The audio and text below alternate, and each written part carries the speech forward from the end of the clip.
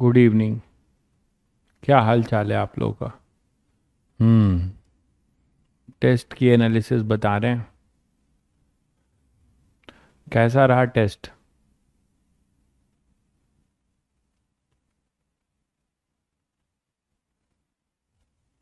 कैसा रहा टेस्ट आप लोगों का?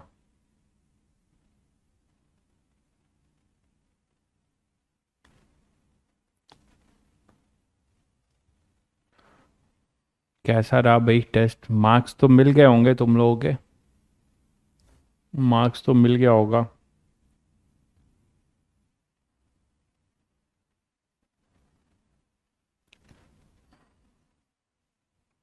तो देखिए, टेस्ट जैसा भी आपका जा रहा है, मैं आप लोगों को टेस्ट के रिगार्डिंग दो तीन बातें ज़रूर बताऊंगा। ठीक है। 192। ओके। दीपक 192 है। अच्छा है, अच्छा है। बट मैं सेटिस्फाई हूँगा जब आप 200 के पार ले आओ। फिजिक्स की बात करिए। फिजिक्स में 100 में बताइए।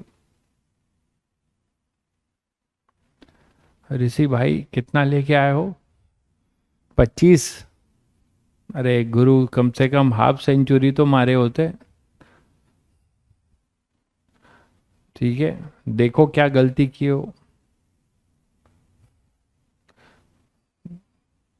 289?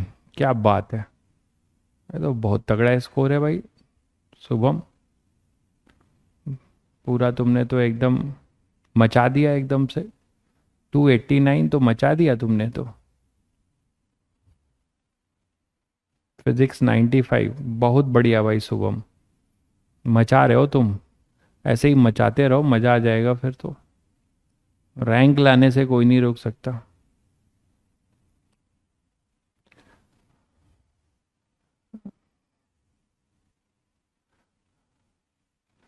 ठीक है। देखिए, 44 ये सब एवरेज मार्क्स है, थोड़ा आप लोग ऊपर उठिए, मेहनत करिए और कम से कम 70 का आंकड़ा पार करिए, 70 75 का, है ना। अचानक नहीं आएगा, कोई दिक्कत नहीं है। आप सब लोग जो भी कर रहे हैं, ग्रोथ पैटर्न को देखिए। ठीक है। ग्रोथ पैटर्न को देखिए, और ग्रोथ पैटर्न में आप धीरे धीरे आगे बढ़िए, कोई दिक्कत नहीं है। देख लीजिए कि आपने जो क्वेश्चंस किए उसमें किस टाइप की गलती हो गई, क्या तैयारी में कमी थी, फॉर्मूला मिस कर रहे थे, क्या कर रहे थे। ठीक है। तो इन सभी चीज़ों को आप जो है करिए। दूसरा, मैं आपको एक एडवाइस दूंगा कि आप एक टेस्ट एनालिसिस कॉपी बना लीजिए। और मैं ऐसा सजेस्ट करूंगा आपको कि टेस्ट पेपर के क्वेश्चन जो है एक्सक्लूसिव होते हैं। तो टेस्ट पेपर से आप पूरे टॉपिक का एक ओवरव्यू आपका सॉल्व होता है ना। मानते हो कि नहीं कि टेस्ट पेपर बनाने वाला यही ट्राई मारता है कि एक टाइप का एक ही क्वेश्चन दे और हर कॉन्सेप्ट को कवर अप करे। ठीक है। तो आप क्या करिए कि उस टेस्ट एनालिसिस कॉपी में एटलीस्ट कम से कम आप लोग वो क्वेश्चन जो आपसे नहीं हुए हैं, जिसको आपने सॉल्यूशन देखकर सीखा है, उन क्वेश्चंस को जरूर देखिए। जनरली बच्चे क्या करते हैं कि टेस्ट देते हैं और टेस्ट में जो नंबर आता है उसके बाद से भूल जाते हैं टेस्ट को। टेस्ट का जो मेन फायदा है वो जो है टेस्ट देने के बाद है। आप टेस्ट दीजिए और टेस्ट के बाद आपके नंबर आने के बाद आप देखिए कि आपने कौन कौन से क्वेश्चन छोड़ दिए या कौन कौन से क्वेश्चन आपने गलत किए। उन क्वेश्चंस को सॉल्यूशन देखकर सीखिए। कम से कम पहले तो खुद से अटेम्प्ट करिए फिर से। हो सकता है प्रेशर में आपसे वो क्वेश्चन नहीं हुआ हो सकता है आपका टाइम फ्रेम के वजह से क्वेश्चन नहीं हुआ हो। ठीक है। तो आप उनको पहले करिए और उसको करने के बाद आप उन क्वेश्चंस को कलेक्ट करना अभी से शुरू कर दीजिए जो आपसे नहीं हुए, जिसको आपने एक बार दो बार सॉल्यूशन देख के सीखा। उन क्वेश्चंस को आप कलेक्ट करना शुरू करिए। रिवीजन टाइम में आप उन्हीं क्वेश्चंस को फिर करेंगे। जो क्वेश्चन आपसे एक बार हो जाते हैं, आपके दिन बुरे नहीं हुए, तो आप हमेशा ही कर लोगे उन क्वेश्चंस को। ठीक है। जेई एडवांस 2023 भाई बहुत बढ़िया था। ठीक है। लेकिन अच्छी बात, राहत की ये बात है कि फिजिक्स को अगर आप देखेंगे तो फिजिक्स में कोई भी अनाप शनाप चीज़ें नहीं आई हैं। बहुत जेन्युइन और बेसिक पेपर है। ठीक है। जो बच्चा बेसिक से चीज़ें पढ़ रहा है और बेसिक चीज़ें कर रहा है वो कर ले जाएगा। कुछ अनाप शनाप दुनिया जहान की चीज़ें, ये बुक वो बुक और ये बड़ा सा एक फॉर्मूला रटो, ये फॉर्मूला आपको अगर जो है आता है तभी आप ये क्वेश्चन करेंगे, ऐसा कभी जेई एडवांस ने आज तक पूछा नहीं है, ना फ्यूचर में पूछेगा। ठीक है, लोग जो है अनाप शनाप के क्वेश्चंस कराते हैं। ठीक है, तो आप उन चीज़ों पे प्रभावित मत होइए। मैं आपको यही बोलूंगा कि जेई एडवांस के प्रीवियस ईयर्स को देखिए। अभी भी आपको कैपेसिटर का एक क्वेश्चन मिलेगा पेपर, आई थिंक आज अभी करते हैं, देखते हैं।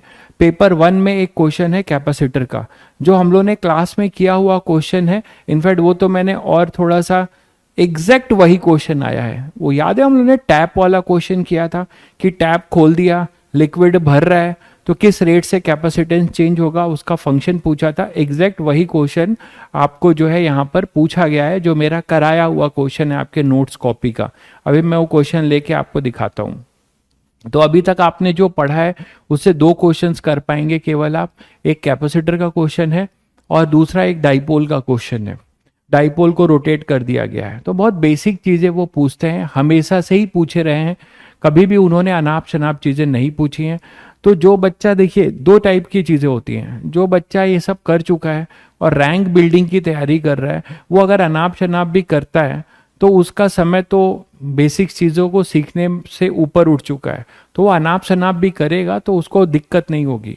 लेकिन जो बच्चे बिल्कुल बेसिक भी नहीं जानते हैं और वो कम से कम पहले वो चीज़ें छोड़कर सीधे अनाप शनाप क्वेश्चंस कर रहे हैं और उसका कोई मतलब भी नहीं है। ठीक है, जैसे कि आपको एक सेट फॉर्मूला दे दिया कि ये फॉर्मूला आता है तभी ये क्वेश्चन होगा, ऐसा कभी जेई एडवांस नहीं पूछता। ये मेरा प्रीवियस ईयर का भी एक्सपीरियंस है, पास्ट पेपर्स का, और आगे भी ऐसा ही रहेगा।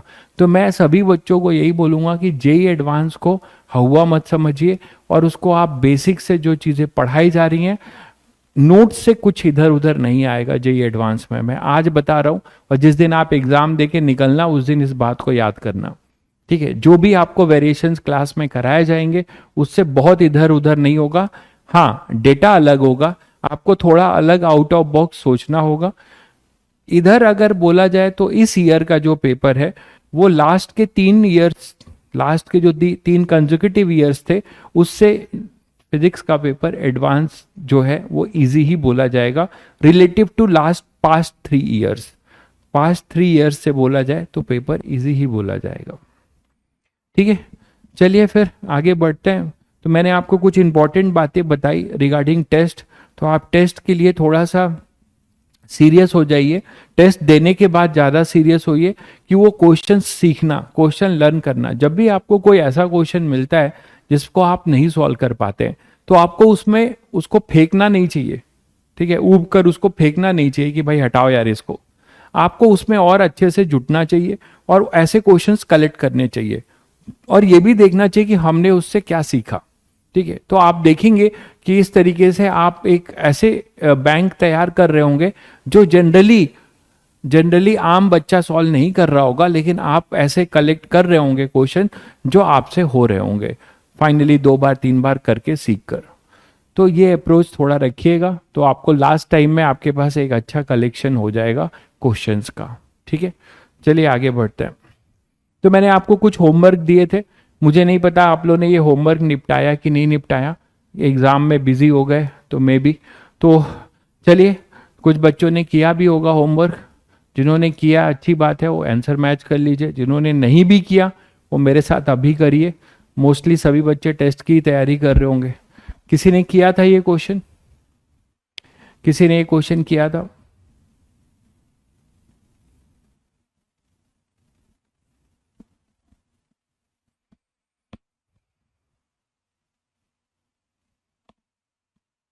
किसी ने क्वेश्चन किया था?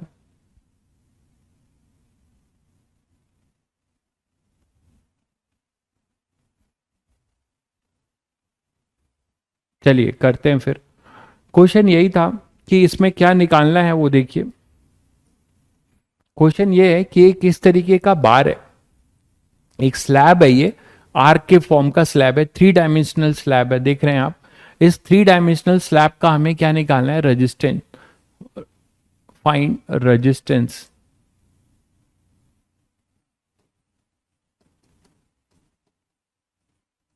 इस स्लैब का हमें क्या निकालना है? रेजिस्टेंस निकालना है। हमें इसका रेजिस्टेंस निकालना है, इस स्लैब का हमें क्या निकालना है, रेजिस्टेंस। ठीक है, कैसे करेंगे देखिए, पहले तो इस स्लैब को समझिए, इसका फिगर देख के समझ में आ रहा है सभी लोगों को कि ये फिगर कैसा है। एक बार है, बार को आपने मोड़ दिया है, बार को आपने आर्क में मोड़ दिया है। आप लोगों के कमेंट्स नहीं आ रहे हैं।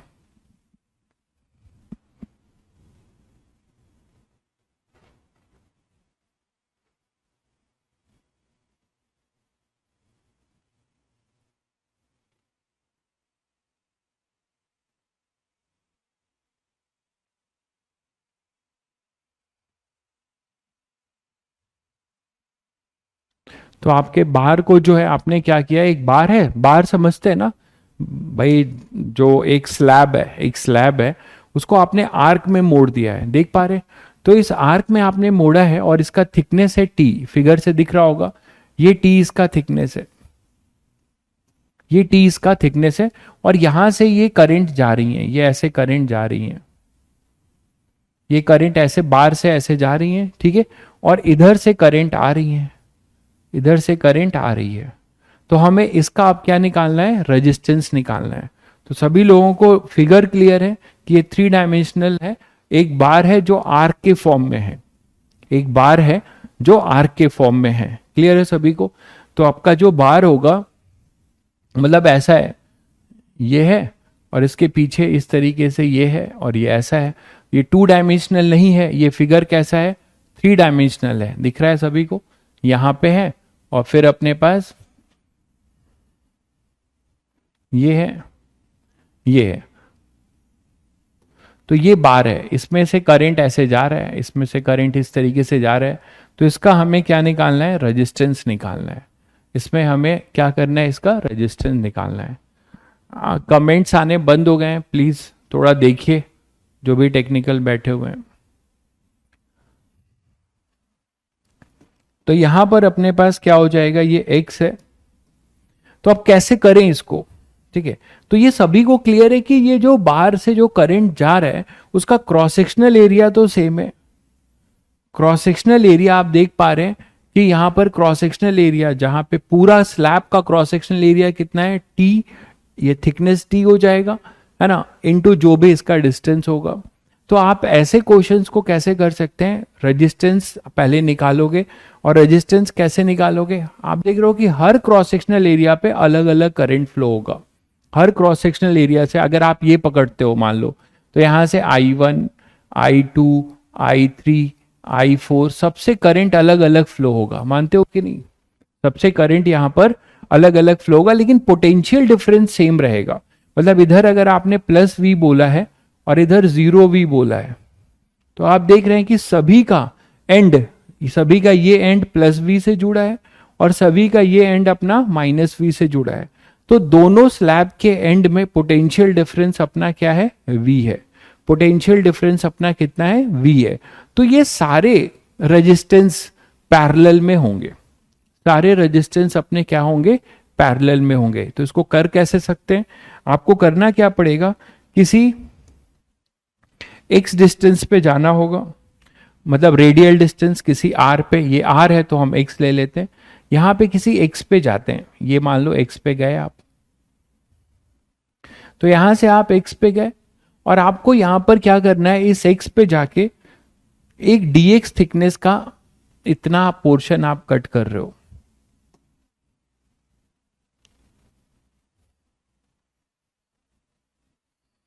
ये है dx,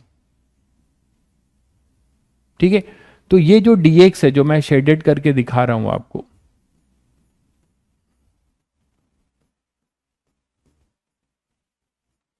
है ना, इधर भी वैसे ही होगा। ये x पे आपने, ये अपना dx है,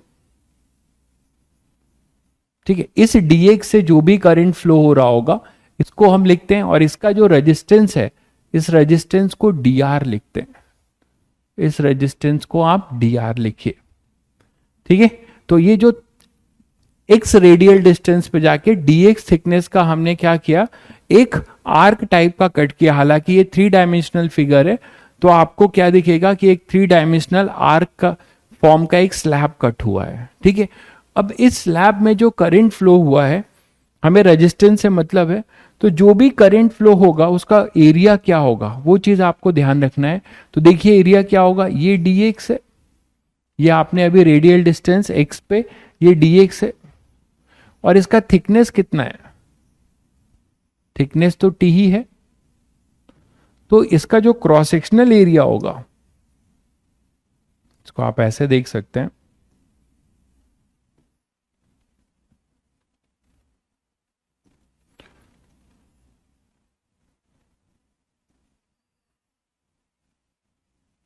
ऐसा है ना। तो एक्स पे जो आप गए हो तो ये अपना डी एक्स है,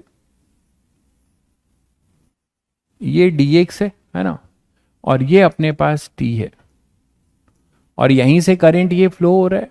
तो ये जो आपका एरिया होगा, क्रॉस सेक्शनल एरिया,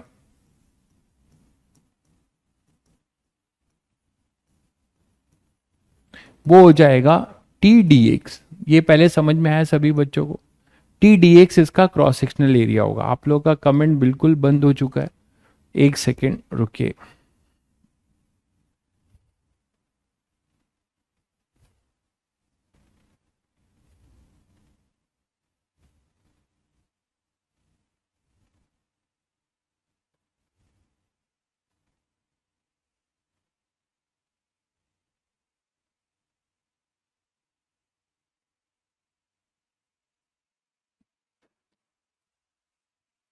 ठीक है, मैंने मैसेज कर दिया है, देखिए क्या होता है। तो यहां पर अपने पास क्रॉस सेक्शनल एरिया क्या है, अपने पास टी डी एक्स है। तो क्रॉस सेक्शनल एरिया अपने पास हो जाएगा टी डी एक्स। ये तो सबको समझ में आ गया होगा कि यहां से जो करंट फ्लो कर रहा है, ठीक है, तो ये जो dx से जो करंट फ्लो कर रहा होगा यहां से, ये जो dx आपने लिया है, यहां से जो करंट फ्लो कर रहा होगा वो किस क्रॉस सेक्शनल एरिया से फ्लो कर रहा होगा, तो वो आपने निकाल दिया। अच्छा, अब ये जो पूरा आर्क के फॉर्म में ध्यान दीजिएगा, जो आर्क के फॉर्म में ये स्लैब है, जो dx थिकनेस है जिसका, उसका रेडियस कितना है, उसका रेडियस x है। तो कितने लेंथ में करंट फ्लो हुआ, मान लीजिए यहां से कोई करंट चला, ये आई चला मान लो, तो ये आई ऐसे ही तो जाएगा, हर क्रॉस सेक्शनल एरिया से ये आई ऐसे ही तो फ्लो करेगा, बोलो भाई। तो ये पूरा कितने लेंथ में गया, ये कितने लेंथ में आपका गया, तो लेंथ जो हो जाएगा यहां पर, लेंथ जो हो जाएगा वो हो जाएगा इस आर्क लेंथ के बराबर। तो इसका जो आर्क लेंथ होगा वो कितना होगा, एक्स इंटू थीटा, मानते हो। तो ये हो जाएगा x into theta, this is the length of the conductor जो आपने लिया है। तो एक्स इंटू थीटा को आप पाई बाई 6 लिख सकते हो। थीटा आपको 30 डिग्री मतलब पाई बाई 6 दिया हुआ है। क्लियर है। तो अब आपके पास जो डी आर होगा, डी आर लिख रहा हूं मैं, देखो क्या लिखोगे, रो इसकी रजिस्टिविटी ले लीजिए, रो इसकी रजिस्टिविटी है जो कि कांस्टेंट है। तो रो इसकी रजिस्टिविटी अगर आप ले लेते हैं तो ये आएगा रो, एल, एल के जगह पे क्या आ जाएगा, एल हो जाएगा इसका कितना, आर्क लेंथ के बराबर। और आर्क लेंथ इसका कितना है, आर्क लेंथ इसके पास है एक्स इंटू पाई बाई 6, दिख रहा है सभी को। रो एल अपॉन में रो एल अपॉन में ए कितना हो जाएगा, टी डी एक्स, ए हो जाएगा टी डी एक्स। तो ये अपना हो जाएगा इस आर्क, जो आपने डिफरेंशियल आर्क काटा है, हालांकि ये आर्क नहीं है, ऊपर से आपको आर्क दिख रहा है, ये स्लैब है, ये तो दिख ही रहा है आपको। ये अपना क्या होगा, एक स्लैब होगा ना, ऐसा, ये स्लैब ही तो है जो आपने काटा है, ये ऐसा है कि नहीं, और फिर आपका ये ऐसा है, ऐसा है ये, देखो। तो अब शायद समझ रहे होगे सब लोग। तो इसी का ये स्लैब है, तो इसी स्लैब का आप क्या निकाल रहे हो, इसी स्लैब का आप क्या निकाल रहे हो, रेजिस्टेंस डी आर जो बता रहे हो। ठीक है, ये आर्क लेंथ आ जाएगा।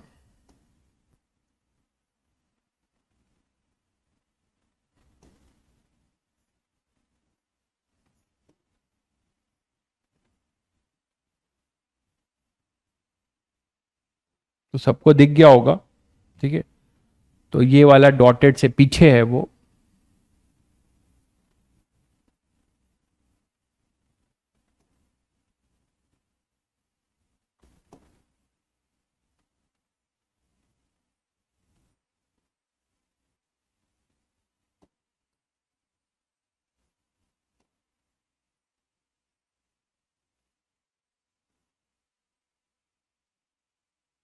ठीक है,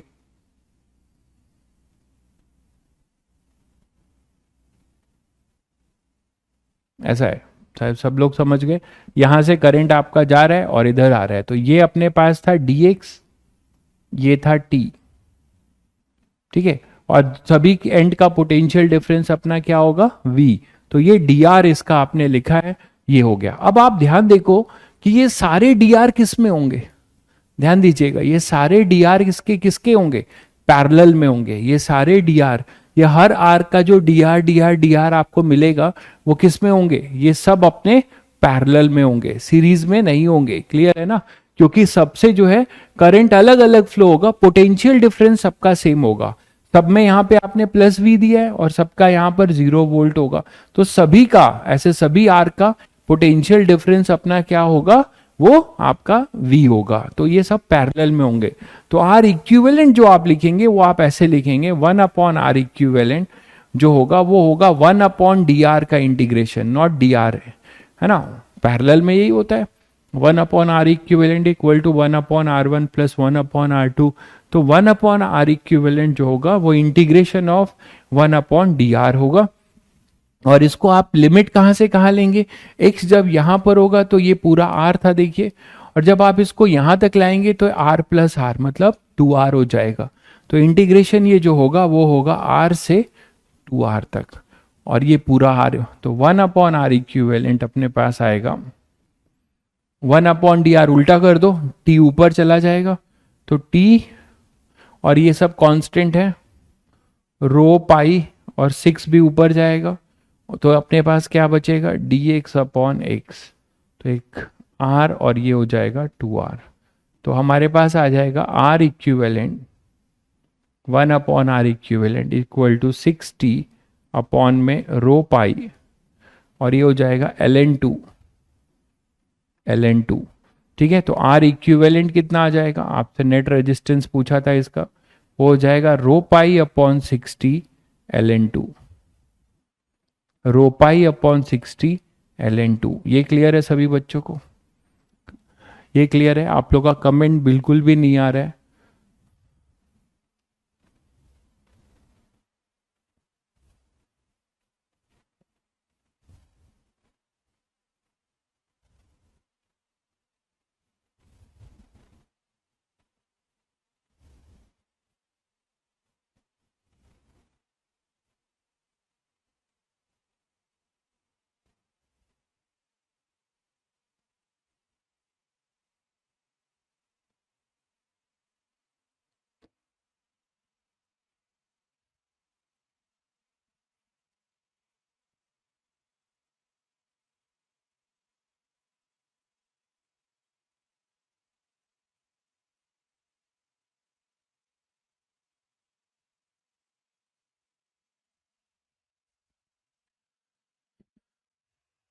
चलिए फिर आज वन साइडेड क्लास ही चलती है, तो ये क्लियर है सभी को? आगे बढ़ रहा हूं, ठीक है, आगे बढ़ रहा हूं।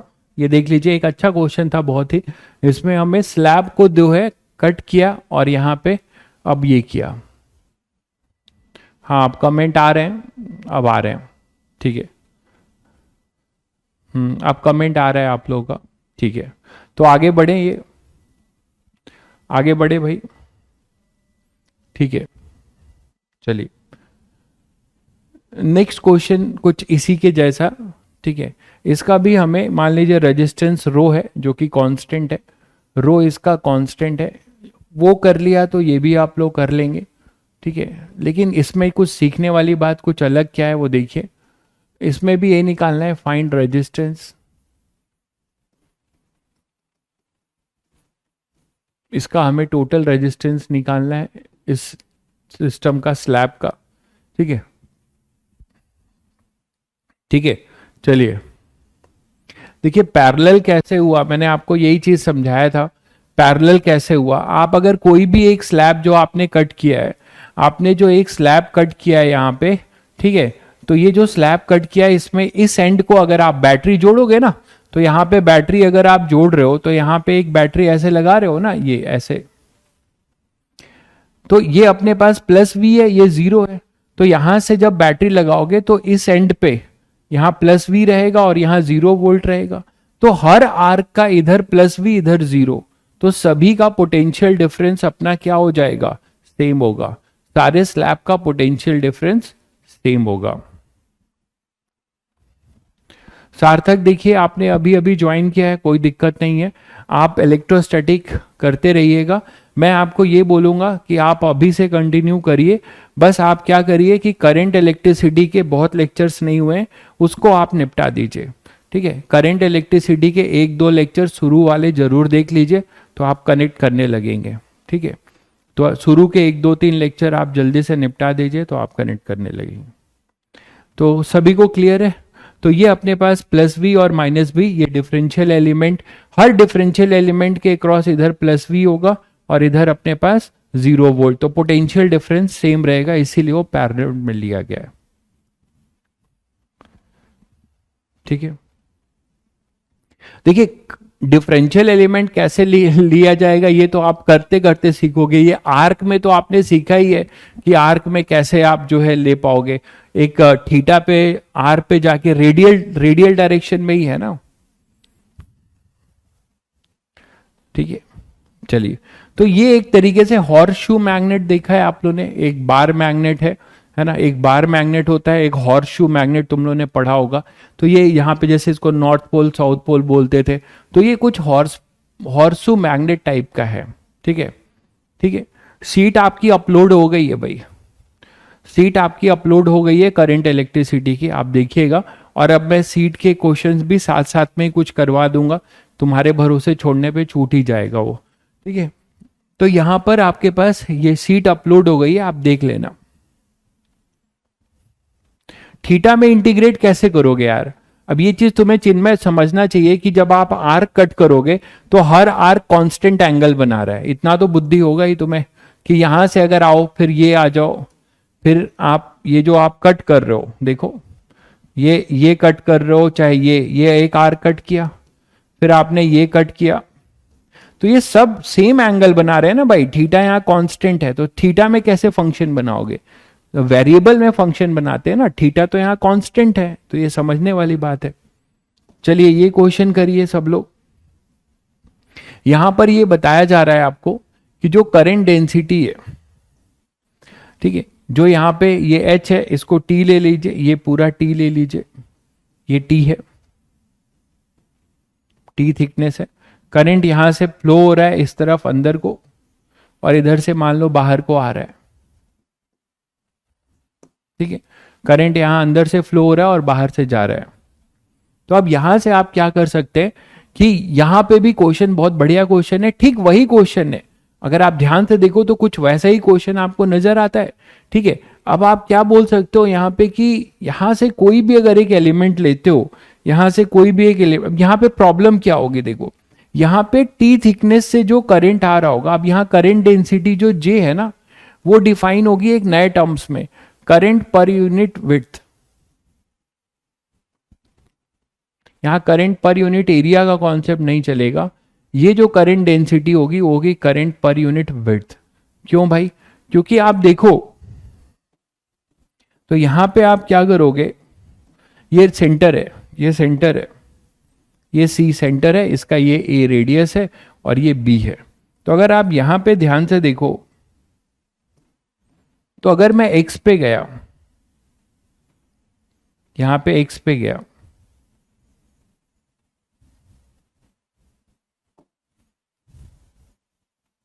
और एक dx थिकनेस का, यहां पे एक dx थिकनेस का एक एलिमेंट कट किया, देखिएगा, तो ऐसा ही एलिमेंट आपको इधर भी मिलेगा, यही चीज यहां पे भी तो मिलेगी ना। यहां से आप जाओगे तो यही x पे यही dx होगा, और यहां से जो करंट फ्लो कर रहा होगा ये ऐसे ही जाएगा।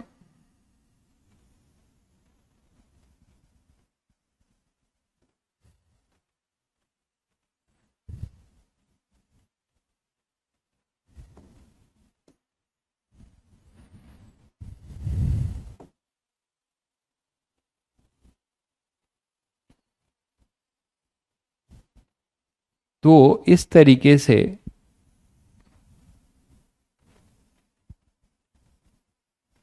यहां पे ये इस तरीके से होगा,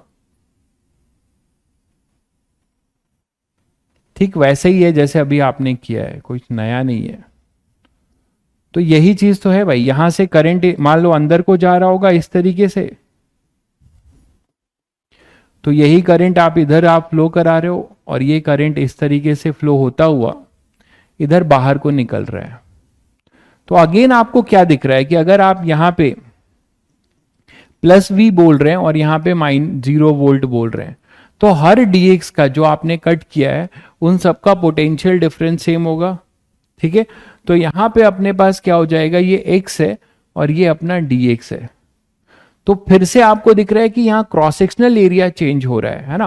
क्रॉस सेक्शनल एरिया क्या होगा, h इंटू डी एक्स। यहाँ पे क्रॉस सेक्शनल एरिया कांस्टेंट नहीं है, यहाँ क्रॉस सेक्शनल एरिया चेंज होगा, और क्रॉस सेक्शनल एरिया इसका जो होगा वो क्या आप लिखेंगे, h इंटू डी एक्स। ये अपना हो जाएगा क्रॉस सेक्शनल एरिया।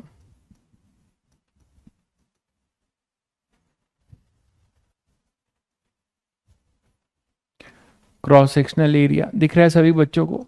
तो h इंटू डी एक्स इसका क्रॉस सेक्शनल एरिया हो जाएगा।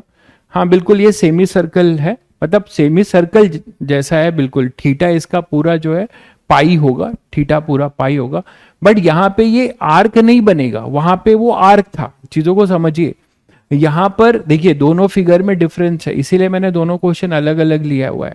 यहां पे अलग है, यहां पे आपका dx इधर जो जा रहा है ये पूरे इधर आके इधर से निकल रहा है, तो करंट इंटू डी एक्स, तो t इंटू डी एक्स, तो ये सभी पैरेलल में थे। एग्जैक्ट यही चीज यहां पे भी हो रही है। देखिए यहां से करंट जो निकल रहा है सभी का ये जो क्रॉस सेक्शनल एरिया होगा वो अपना अलग होगा, और इसका भी पोटेंशियल डिफरेंस 0 वोल्ट होगा और इसका भी v, तो पोटेंशियल डिफरेंस सेम होगा।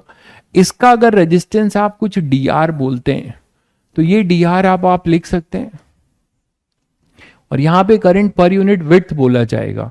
तो dr आप क्या लिख सकते हैं, हालांकि करंट से लेना देना अभी नहीं है, हमें रेजिस्टेंस से मतलब है, तो आप बिल्कुल 3D रेनबो जो भी आप समझिए।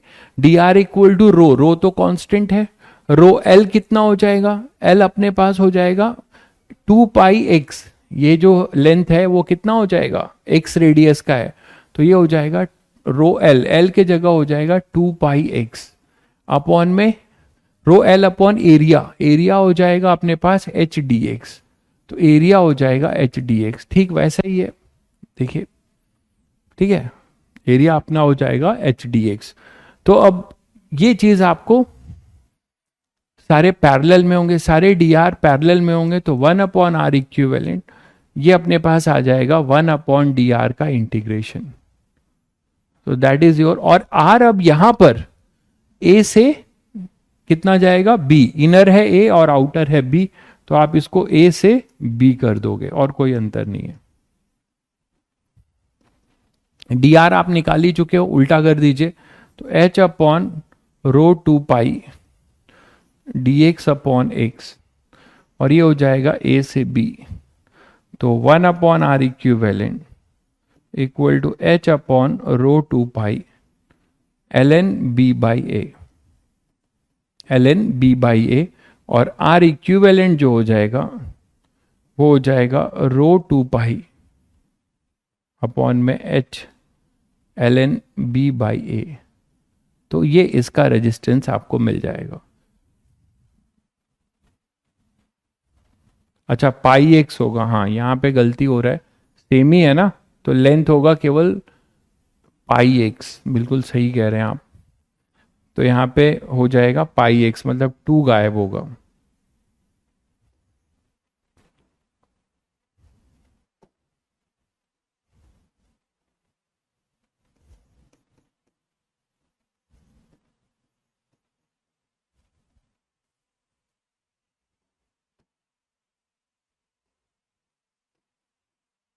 टू गायब हो जाएगा, ठीक है। तो इस टाइप के क्वेश्चन भी आप इजिली आप हैंडल कर सकते हैं। करंट वेरी, करंट कैसे वेरी कर रहा है, देखिए करंट जो टोटल करंट है वो कांस्टेंट है। टोटल करंट इसमें से पूरा ऐसे गया होगा आई, देखिएगा टोटल करंट इसमें से पूरा आई गया होगा, और वो घूमकर पूरे स्लैब से आई निकला होगा, लेकिन हर विड्थ से करंट अपना अलग अलग होगा। ठीक है, हर हर विड्थ से इसमें हर विड्थ से जो करंट है वो अलग अलग होगा ना। टोटल करंट आई, इसीलिए तो मैंने बोला है जे, करंट पर यूनिट विड्थ। जे जो यहां वेरी कर रहा है वो विड्थ वाइज वेरी कर रहा है।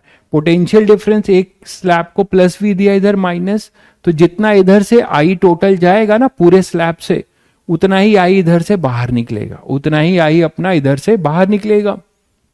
लेकिन आपका जो भी टोटल करंट इसमें से जा रहा होगा वो विड्थ वाइज वो चेंज होगा।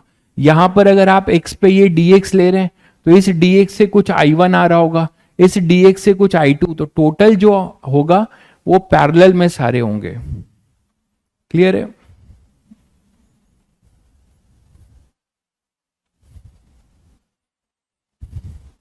कहां पे x मिसिंग है भाई? ये तो लिख दिया है x, सब कुछ ठीक है अब। ठीक है, 1/dr किया, dx ऊपर गया, x नीचे आ गया, सब सही है। ऊपर लिमिट b कैसे है? आप x यहां से सेंटर से ले रहे हैं ना, तो सेंटर से जब आप इनर रेडियस पे आओगे तो ये वाला a है, ये a है भाई, और ये आउटर वाला b है, आउटर वाला अपना b है। ठीक है, आउटर वाला अपना b है, तो हमने बीच में कहीं लिया है x, तो बीच में जब x लोगे तो आप क्या करोगे, जब पीछे आओगे तो यहां पे a होगा और पूरा जाओगे तो b होगा, तो बीच में ये है x, तो इसका पूरा जो लेंथ होगा वो आधा सर्कमफेरेंस के बराबर होगा, तो वो लिखा गया है आपका पाई x। ठीक है, तो लिमिट आपकी हो जाएगी a से अपर लिमिट b। नहीं, डायरेक्शन अलग अलग नहीं होगा, सभी आप देखो ऐसे फ्लो होंगे, सभी में मान लो इसमें i1 है तो दूसरे वाले में ऐसे i2 होगा, ऐसे i2 होगा सभी, और सारे जुड़कर इधर i आ रहा होगा, इधर i जा रहा होगा, तो अभी तो ये बोला जा रहा है कि ये पैरेलल में है। ठीक है, तो डायरेक्शंस अलग नहीं है, सभी अलोंग द आर्क मूव करेंगे, अलोंग दिस आर्क मूव करेंगे। ठीक है, चलिए, जैसे एक क्वेश्चन ये है, इसमें भी हमें क्या निकालना है, रेजिस्टेंस निकालना है। रो कांस्टेंट ले लीजिएगा, फाइंड आर, इसका हमें आर निकालना है। थोड़ा आप लोग बताइए सोचकर, फिगर क्लियर कट बना हुआ है, फिगर को एनालाइज करिएगा। ये अपना एक सिलेंडर है, सिलेंडर को आधे से काट दिया है। हाँ, सभी विड्थ में करंट डिफरेंट होगा, बिल्कुल सही कह रहे हैं, सभी विड्थ में करंट डिफरेंट होगा, बिल्कुल, तभी तो मैंने जे बोला कि आपका अलग अलग होगा, करंट पर यूनिट विड्थ अलग अलग होगा, i1 i2 पैरेलल में है। इसका आंसर दीजिए सभी बच्चे। रो कांस्टेंट है, आर आपको निकालना है।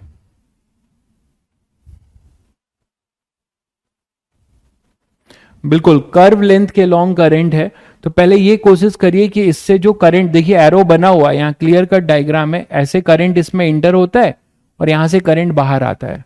तो ये इस तरीके से एक सिलेंडर है ना, सिलेंडर को आधे से काट दो, आधे से काट दोगे तो सिलेंडर का आपका हाफ ऑफ द सिलेंडर है।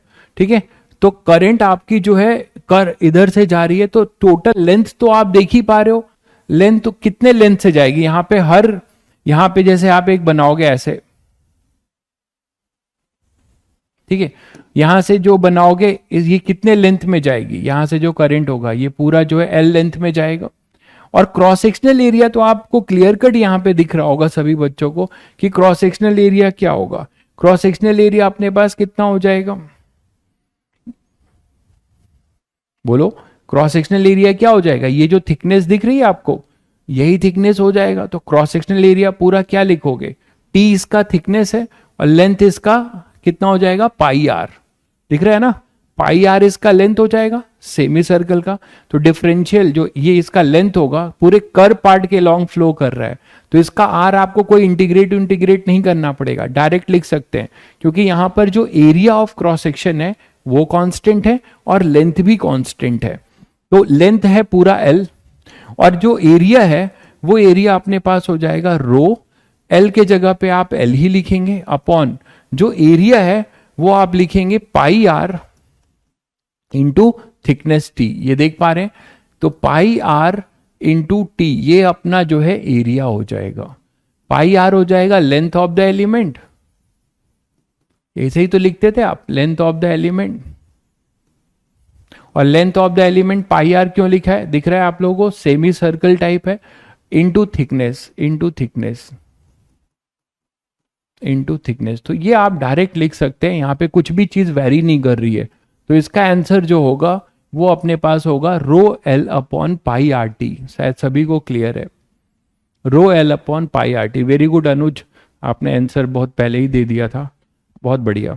तो रो L upon pi R T.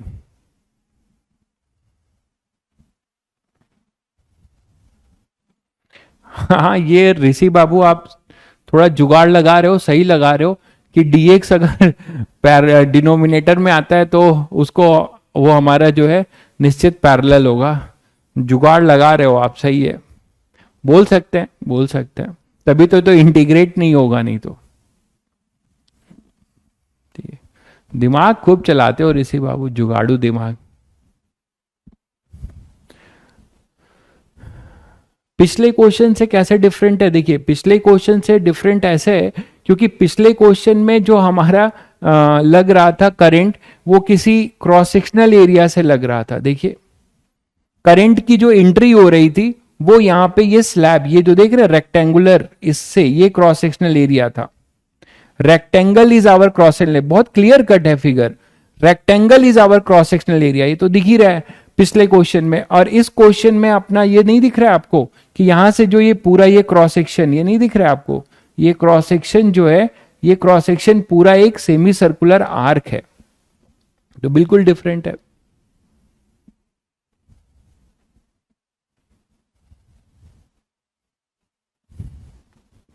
भाई मार्क्स नहीं आ रहे हैं तो मार्क्स आने के लिए आपको थोड़ा सा मेहनत करना होगा, अपनी कमी पूरा करना होगा। परेशान आत्मा की तरह मत घूमिए, ठीक है। मार्क्स नहीं आ रहे हैं तो आप परेशान आत्मा मत बनिए, आप चीजों को देखिए, करिए और मेहनत करिए, मार्क्स आएंगे। आज 10 नंबर आ रहे हैं तो कल 15-20 आएंगे, फिर 25 आएंगे, लेकिन ग्राफ ऊपर बढ़ेगा धीरे धीरे अगर आप प्रयासरत रहेंगे तो।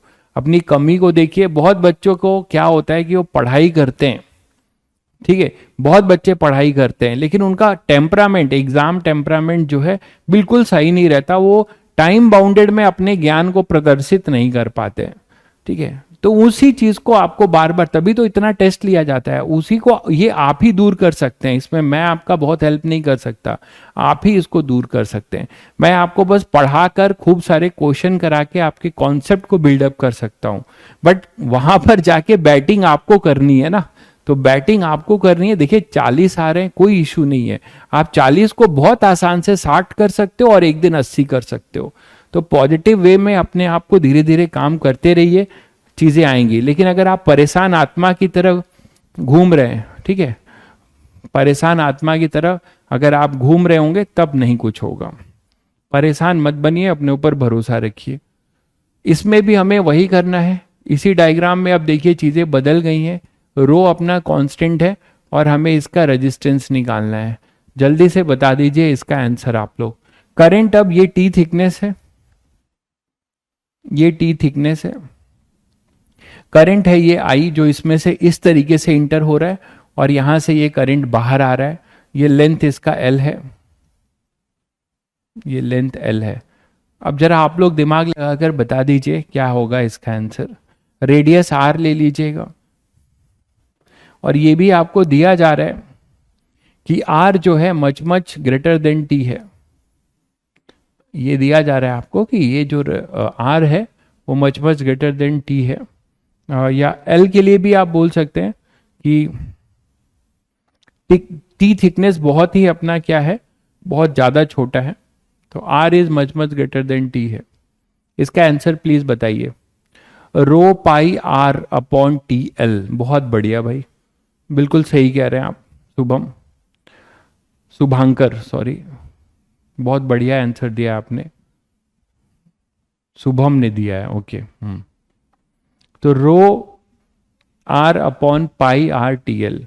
अब आप सभी बच्चे देख रहे हैं कि जहां से करंट इंटर कर रहा है, अब यहां पे करंट डेंसिटी वही है, करंट पर यूनिट एरिया है, करंट पर यूनिट विड्थ नहीं है। आप देख रहे हैं कि कितने क्रॉस सेक्शनल एरिया से करंट फ्लो कर रहा है, तो ये आप देख रहे हो कि ये अपना एल है और ये टी है, तो क्रॉस सेक्शनल एरिया यहाँ पे तो सभी बच्चे देख पा रहे हैं ना, क्या है, एल टी है भाई। करंट पर यूनिट एरिया, तो करंट भाई एरिया कौन सा एरिया होता है, बहुत बेसिक बात है, रो एल अपॉन ए में एरिया कौन सा होता है, वो क्रॉस सेक्शनल एरिया जो करंट के परपेंडिकुलर होता है, वही तो एरिया लेते हो, वो करंट एरिया जो मतलब जो एरिया जो करंट के परपेंडिकुलर है।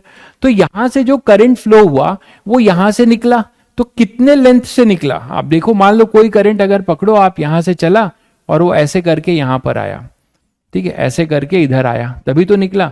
तो ये कितना कवर कर रहा है, लेंथ कितना कवर कर रहा है, लेंथ कितना कवर कर रहा है, रेडियस इसका आर है। तो ये करंट ऐसे आएगा और ऐसे जाके ये इधर आके इधर बाहर निकलेगा, ये यहां से इंटर करेगा। तो आप सभी को दिख रहा होगा कि जो अपना एरिया लेंथ होगा वो एक सेमी सर्कुलर आर्क होगा, वो एक सेमी सर्कुलर आर्क में इधर से इंटर कर रहा है और ऐसे सेमी सर्कुलर, ये तो काफी इजिली विजुलाइज कर पा रहे हो, ये ऐसा है और एक सेमी सर्कुलर आर्क बनाकर ऐसे निकल जा रहा है, मानते हो कि नहीं। तो इफेक्टिव जो अपना लेंथ होगा, ये लेंथ जो अपना इफेक्टिव होगा, ये लेंथ होगा, कितना हो जाएगा, पाई इंटू आर, ये लेंथ हो जाएगा, पाई इंटू आर इसका लेंथ हो जाएगा। और यहां पे भी लेंथ और एरिया कांस्टेंट है, तो आपको इंटीग्रेशन करने की जरूरत नहीं पड़ेगा। फर्स्ट क्वेश्चन में एरिया कांस्टेंट था नहीं, फर्स्ट क्वेश्चन में अपना एरिया कांस्टेंट नहीं था भाई, आप इसकी बात कर रहे हैं। फर्स्ट क्वेश्चन में देखिए यहां पे हर जगह पे रेडियस वेरी कर रहा था, यही चीज आप नहीं समझ रहे। फर्स्ट क्वेश्चन में यहां पर एक्स वेरी कर रहा था, तो हर जगह हर आर्क का एरिया अलग होगा, आर्क लेंथ अलग होगा, into thickness, T bus constant था, ठीक है। तो यहां पे अब आप लिख सकते हैं, क्या हो जाएगा अपने पास, आर इज इक्वल टू, ये तो हो गया था, इसकी बात हो रही थी, तो R इज इक्वल टू क्या हो जाएगा, रो, लेंथ के जगह पे आप लिख सकते हैं पाई आर, है ना, इनटू थिकनेस, थिकनेस हो जाएगा अपने पास, सॉरी एरिया, एरिया हो जाएगा एल टी। तो ये आपका आंसर होगा सीधा सीधा, ये आपका आंसर होगा rho into pi R upon L T. ये क्लियर है सभी बच्चों को। देखो आर अगर टी से बड़ा नहीं हुआ, आर अगर टी से, देखिए इसलिए मैंने क्यों लिया है आप समझिए, ठीक है ऋषि बाबू, आप क्वेश्चन बस पूछ रहे हैं, खुद से नहीं सोच रहे हैं। तो जो बच्चा खुद से सोचना पहले चाहेगा वो आगे बढ़ेगा ना, आप तुरंत क्वेश्चन दाग रहे हैं, आप खुद नहीं सोच सकते हैं कि क्या हो जाएगा। अगर आर अगर टी से बड़ा नहीं होगा, तो आप देखिए मैंने यहां पे लिया है, ये इनर रेडियस होगा एक तरीके से और ये आउटर रेडियस होगा। तो कैसे मैं इसको लिख सकता था, क्या मैं ये जो मैंने पाई आर लिख दिया खुशी खुशी मौज मौज में, ये नहीं लिख सकता था ना मेरे भाई, ये टी है तो इसका इनर रेडियस आर है, आउटर रेडियस है आर प्लस टी। तो कायदे से इसका जो लेंथ है वो मैं आर रेडियस का कैसे लिख पाऊंगा, आर आउटर रेडियस भी मान लिया और आर इनर भी मान लिया। कब मान सकता हूं भाई, अंडर दिस कंडीशन ओनली, नहीं तो मुझे फिर ये इनर अलग होगा और आउटर अलग होगा, तो इंटीग्रेट करना पड़ जाएगा, फिर इंटीग्रेशन की कहानी शुरू हो जाएगी जो एक बच्चा पूछ भी रहा था। That is the basic difference. यहां पे टी थिकनेस बहुत स्मॉल है, तो आपको ये इनर और आउटर रेडियस ये भी आर है और ये भी आर है, ठीक है। टी बहुत स्मॉल है, टी इज वेरी स्मॉल, यही फायदा लिया हम लोगों ने, ठीक है, यही फायदा लिया, शायद समझ गए होंगे। तो यहां से आप ये निकाल सकते हैं, ठीक है।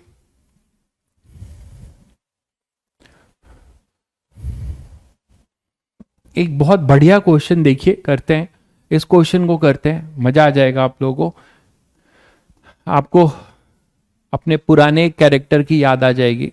इलेक्ट्रोस्टैटिक में एक बहुत लीड रोल में एक हीरो थे, उनकी जरूरत पड़ने जा रही है यहां पे। तो अब आप देखिए क्या लिख सकते हैं, two cylindrical rods of different material are joint as shown. दो रॉड्स हैं, ठीक ठीक है, यहाँ दो रॉड्स है, दिख रहा होगा डायग्राम में, एक की रजिस्टिविटी अपनी रो 1 है और दूसरी की रो 2 है। तो डायग्राम में ये अपना एक रॉड ये है और दूसरा रॉड अपना ये है। ठीक है, डायग्राम कंप्लीट कर दिया मैंने। ये एक रॉड है और ये दूसरा रॉड है। ठीक है, एक की रजिस्टिविटी रो 1 है, दूसरे की रजिस्टिविटी रो 2 है। तो आपको एक बहुत इंटरेस्टिंग चीज यहां से सीखने को मिलेगी। और लेंथ इन लोगों का क्या दे रखा हुआ है, R joint as shown, the rods have same cross sectional area, area same है और इलेक्ट्रिकल रजिस्टिविटी इनकी अलग अलग है, रो 1 और रो 2 दोनों अलग अलग मटेरियल से बने हुए हैं। When A current I is pass through the rod, कोई अगर करंट आई जो है रॉड से पास होता है, a charge Q get piled up at the junction. तो जंक्शन पे आपको एक चार्ज यहाँ पे कुछ एक्यूमुलेट होता हुआ दिखेगा, यहाँ पे कुछ एक्यूमुलेशन ऑफ चार्ज होगा। ठीक है, ये भी बहुत आपको सरप्राइजिंग लगेगा। आप बोलोगे सर ये कैसे हो रहा है कि यहां से करंट फ्लो हो रहा है, आपने बताया था कि करंट जो होगा वो dq/dt होता है। ठीक है, तो यहां से अगर करंट आया सीरीज में, आपने बताया था अभी कि सीरीज में करंट जो है एक रेजिस्टेंस ये होगा, एक रेजिस्टेंस ये होगा, तो भाई जो करंट यहां से आएगा वो करंट यहां जाएगा। ठीक है, लेकिन आपको ये चीज ध्यान रखना पड़ेगा कि यहां पे आप नई चीज ये सीख रहे हैं कि जब भी मटेरियल अलग अलग होगा, इसका रेजिस्टेंस नो डाउट R1 होगा और इसका रेजिस्टेंस R2 होगा, दोनों सीरीज में होंगे नो डाउट। तो करंट को सेम करने के लिए, आई सेम बहता रहे, उसके लिए चार्ज का यहां पर जो है चार्ज का फ्लो में एडजस्टमेंट होगा, चार्ज के फ्लो में एडजस्टमेंट होगा, यहां पे चार्ज और यहां के चार्ज के फ्लो में एडजस्टमेंट होगा। ठीक है, जो ड्रिफ्टिंग होगी ना, ड्रिफ्टिंग यहां पे अपनी ड्रिफ्टिंग हो रही होगी, इलेक्ट्रिक फील्ड क्रिएट होगा और यहां भी क्रिएट होगा, तो यहां ड्रिफ्टिंग हो रही होगी। तो ड्रिफ्टिंग ऑफ इलेक्ट्रॉन्स जो है इस तरीके से होंगे जिससे आपका करंट सेम हो। याद है आप लोगों को I equal to NEAVD, I is equal to NEAVD, याद है सभी बच्चों को? I is equal to NEAVD। यहां से एक बहुत अच्छी चीज सीख रहे हैं आप। तो I अपॉन ए, ध्यान दीजिए, I तो इनमें सेम होगा बट डेंसिटी अलग अलग होगी, देख रहे हैं? I दोनों में सेम होगा नो डाउट, I दोनों में सेम होगा, बट जो करंट डेंसिटी है देखिए I अपॉन ए वो होगा NEVD।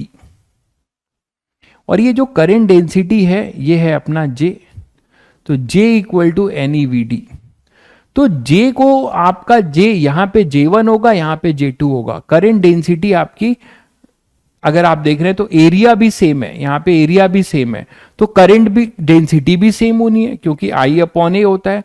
तो उसके लिए जो NE है, यहां देखिए NE क्या होता है, नंबर ऑफ, NE क्या होता है, NE अपने पास होता है नंबर ऑफ इलेक्ट्रॉन्स पर यूनिट वॉल्यूम।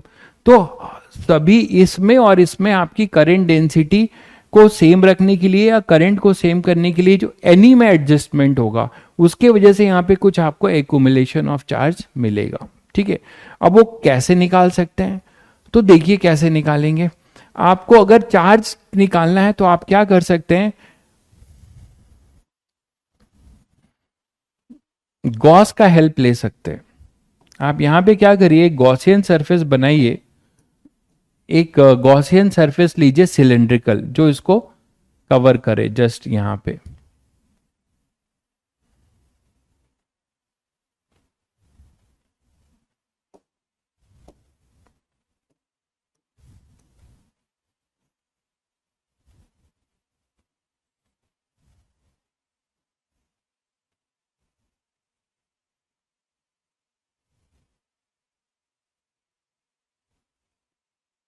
ठीक है, तो एक हमने गॉसियन सरफेस लिया, ये अपना गॉसियन सरफेस है।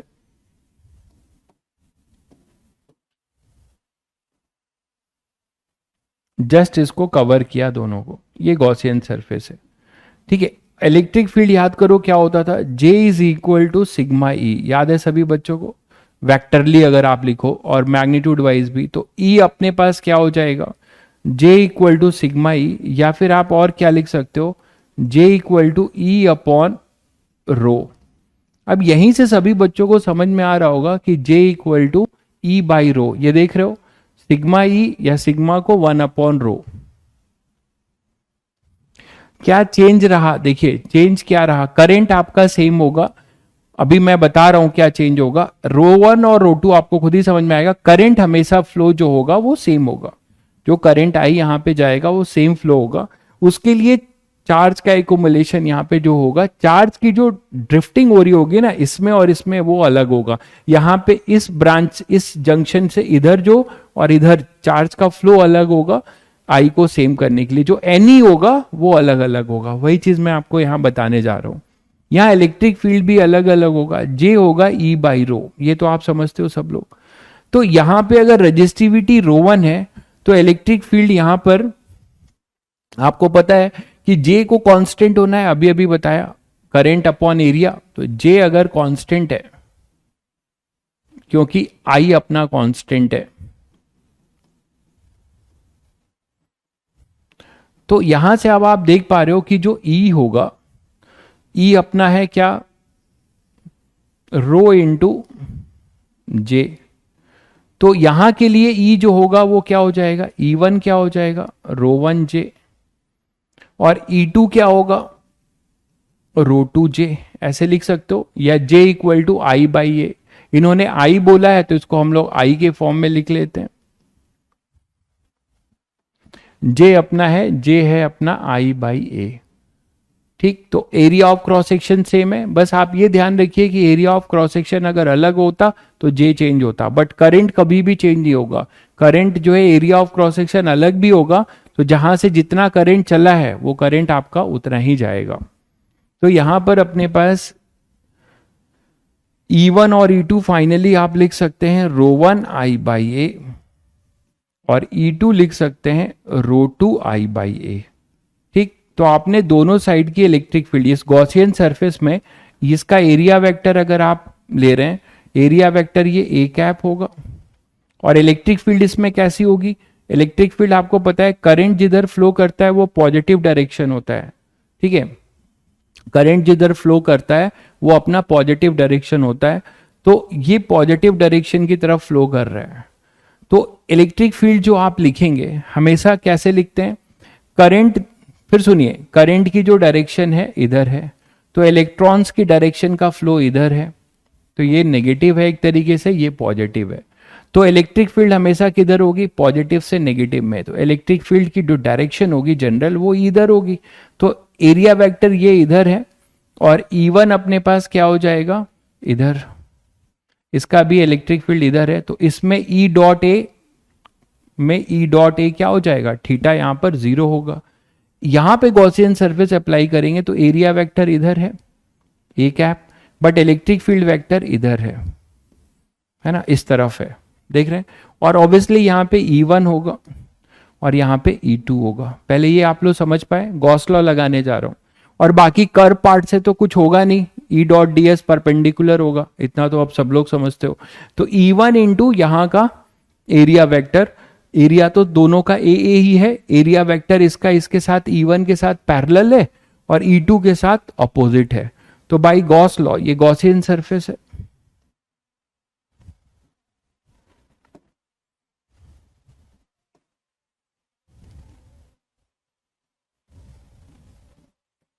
ये अपना गॉसियन सरफेस है, ठीक है।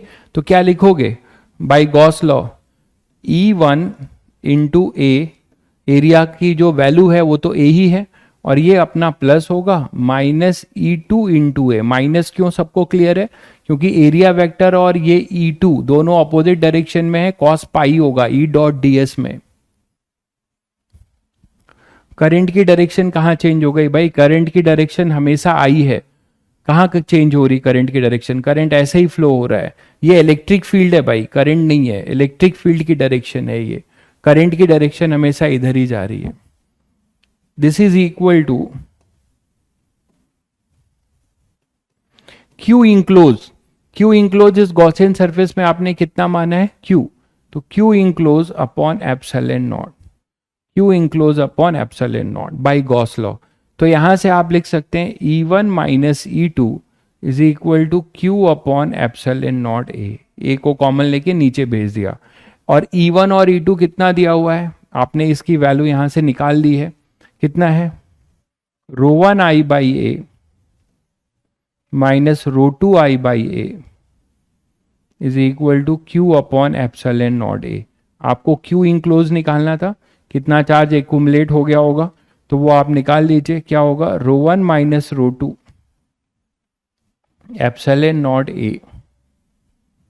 ए से ए तो कैंसिल ही हो रहा है, ठीक है। तो row one minus row two epsilon not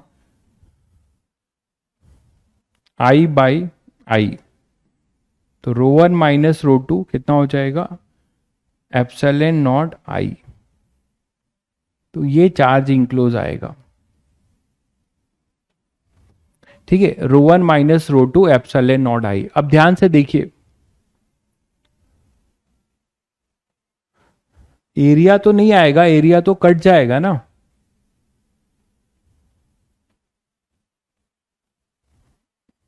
area तो कट जाएगा भाई, एरिया नहीं आएगा। अब आप ध्यान से देखिए कि रो वन और रो टू अगर सेम हो जाते, देखिएगा एक्यूमुलेशन भी कहां पर नहीं होगा, जो आप जनरली करते हो, हैबिचुअल होते हो। रो वन और रो टू सेम हो जाए, रो वन और रो टू आपका सेम हो जाए, तो जब रो वन और रो टू सेम हो जाएगा तो ये चीज क्यू जीरो हो जाएगा, है ना। जब रो वन रो टू सेम हो जाएगा तो क्यू जीरो होगा। तो जनरली सभी बच्चे समझ चुके हैं कि एक स्पेशल क्वेश्चन है। इस क्वेश्चन में अगर आप रजिस्टिविटी अलग अलग करते हो दो रॉड्स के बीच में, तो जंक्शन पे चार्ज का एक्यूमुलेशन मिलेगा। रीजन कि हमें जो number of charge per unit area है, पर यूनिट एन है ना, I equal to N E V D जो बताया था, number of charge per unit volume, वो एडजस्टमेंट करेगा जिससे कि अपना जे या आई कांस्टेंट रहे।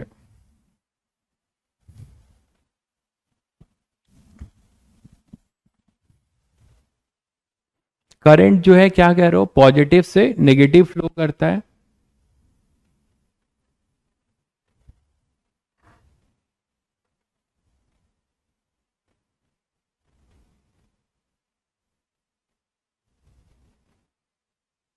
इलेक्ट्रिक फील्ड की डायरेक्शन क्या गलत ली है क्या, देख लो।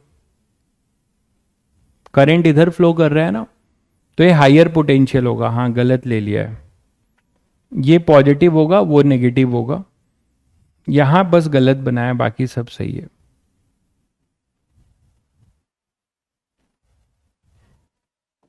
सही कह रहे हैं, ये पॉजिटिव होगा ये नेगेटिव होगा, बाकी सब ठीक है। इलेक्ट्रिक फील्ड, अच्छा इलेक्ट्रिक फील्ड जो होगा, तो इलेक्ट्रिक फील्ड अपना क्या होगा, पॉजिटिव से नेगेटिव होगा, ठीक है। इलेक्ट्रिक फील्ड इधर होगा ना फिर,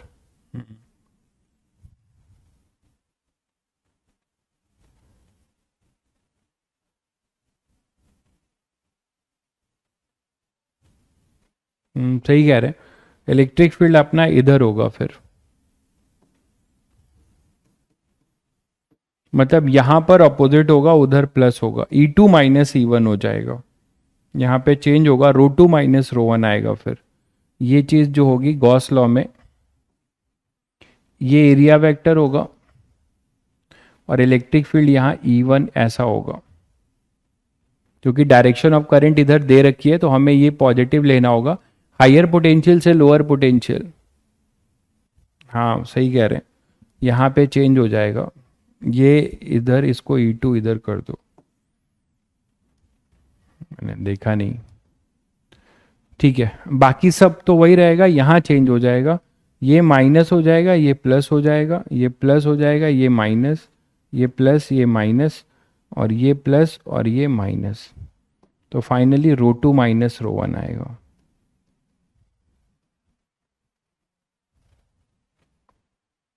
सही कह रहे हैं, ठीक है। तो ये करंट दे रखा था ना, तो हम इनके अकॉर्डिंग ही चलेंगे, ठीक है। तो कभी भी आपको ऐसा क्वेश्चन भी मिलता है कि जहाँ पे डेंसिटी अलग अलग है, तो आपको यहाँ चार्ज एक्यूमुलेशन जंक्शन पे मिलेगा। जब रो वन रो टू आपके सेम होंगे तब चार्ज एक्यूमुलेशन जीरो होगा, ठीक है। अब इसी में मान लीजिए आपसे कुछ क्वेश्चन ऐसा पूछा जाए, इसी में आपसे बोला जाए कि इसका इक्विवेलेंट निकाल दो। अल्फा याद है सभी बच्चों को, कि मान लो हमारे पास एक रेजिस्टेंस है R1 और ये अपने पास है R2, ठीक है। तो मैंने कहा था अल्फा क्या बताया था? Coefficient of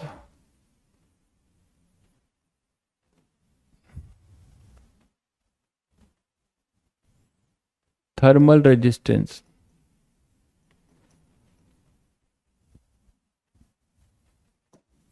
sorry thermal coefficient of resistance, ऐसे लिख लीजिए।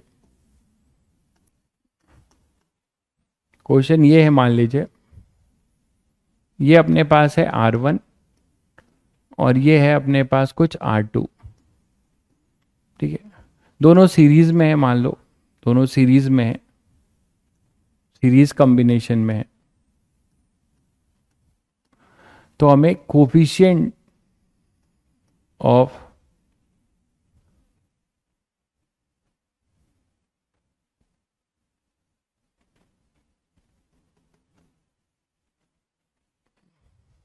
इक्विवेलेंट कोफिशिएंट, हेडिंग ये है,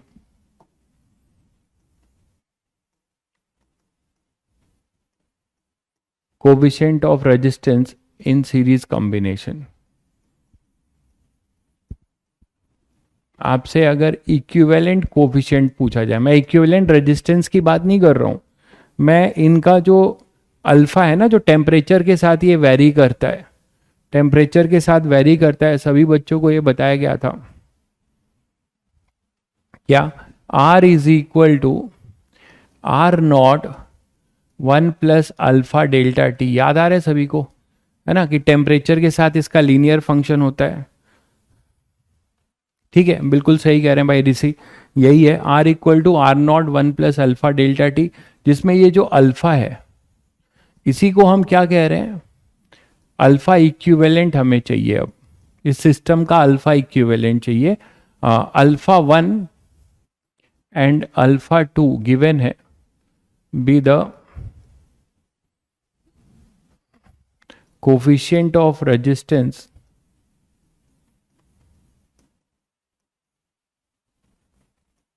ऑफ R1 एंड R2। ठीक है, ये हमको पता है कि अल्फा 1 और अल्फा 2 क्या है? R1 और R2 के कोफिशिएंट ऑफ रेजिस्टेंस है। तो जो इसका R इक्विवेलेंट होगा, सभी बच्चे जानते हैं कि इसका R इक्विवेलेंट क्या होगा, मतलब इनको हटाकर एक सिंगल लगाओगे R इक्विवेलेंट, और इसी को इस बैटरी से जोड़ोगे तो ये V होगा। तो इस R इक्विवेलेंट का जो अल्फा होगा उसे अल्फा इक्विवेलेंट बोला जा रहा है। यही हमें यहाँ पर फाइंड करना है, यही हमें यहाँ पर क्या करना है? फाइंड करना है। तो देखिए R आप लिख सकते हो R equivalent R1 plus R2। तो अगर किसी टी टेम्परेचर में, किसी टी टेम्परेचर में अगर आप इस इक्वेशन को लिखना चाहो, जिसमें R0 अपना क्या है? 0 डिग्री सेल्सियस पे, R0 अपना क्या है? 0 डिग्री। तो यहाँ पे क्या लिख सकते थे आप बताइए? R इक्विवेलेंट के लिए क्या लिखेंगे? R इक्विवेलेंट के लिए आप लिखोगे, इसका अपना R0 होगा, है ना, तो R0 1 plus alpha equivalent delta T, किसी डेल्टा टी टेम्परेचर पे। इसको क्या लिखोगे? इसको लिख सकते हो, इसका अपना जो होगा R01, ठीक है, R01 मतलब R1 का 0 डिग्री सेल्सियस पे resistance, 1 plus alpha 1 delta T, ऐसे लिख सकते थे। बोलो,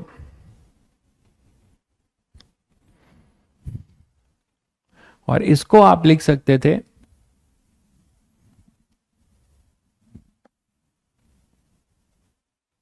ये R1 और R2, तो इसको अब आप लिख सकते थे R02 1 plus alpha 2 delta T, ऐसे लिख सकते थे, बताइए। तो अब आप इसको ओपन कर दो, तो R0 plus R0 alpha equivalent delta T is equal to R01 और R02 को एक साथ ले लो, plus R01 alpha 1 delta T plus R02 alpha 2 delta T, ऐसे लिख सकते हो। अब आप ये बताओ, जो R0 है वो इसको तो लिख सकते हैं ना कि 0 equal to R01 plus R02। ये क्या है? At 0 degree Celsius. और ये भी क्या है? At 0 degree Celsius. और ये क्या है? R equivalent at 0 degree Celsius. तो उनको तो हम ऐसे जोड़ सकते हैं, तो ये अपना कैंसिल हो जाएगा।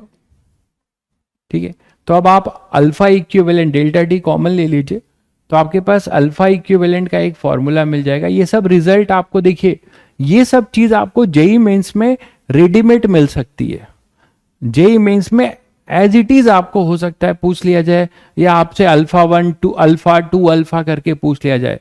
तो ये जो चीजें क्लास में चलती हैं इस तरीके की, आप समझ रहे होंगे कि जेई मेंस में आपको ये चीजें डायरेक्ट मिल सकती हैं।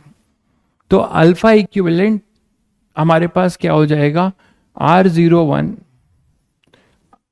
Alpha 1 plus R02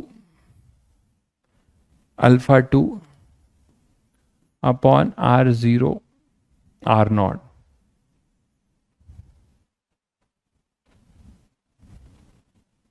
R0 into alpha equivalent. अच्छा, अल्फा इक्विवेलेंट तो चाहिए था हमें।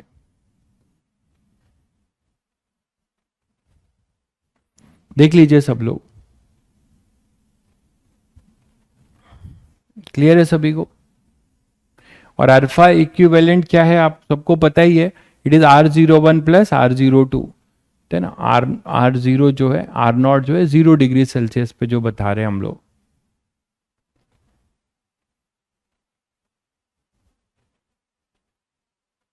चेक करिएगा सब लोग।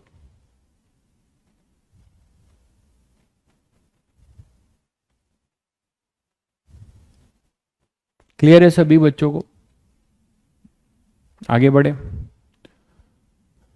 तो कभी भी आपको अल्फा इक्विवेलेंट पूछा जाए तो आप डायरेक्ट ये रिजल्ट यूज कर सकते हैं, या आपको रिजल्ट नहीं याद है कोई दिक्कत नहीं है। आपको अप्रोच तो तभी तो अप्रोच बताया जाता है, डायरेक्ट रिजल्ट नहीं लिखा जाता है कि आपको भूल भी जाओ तो आपको अप्रोच याद रहे, और अप्रोच ज्यादा जरूरी है। चलिए आगे बढ़ते हैं फिर।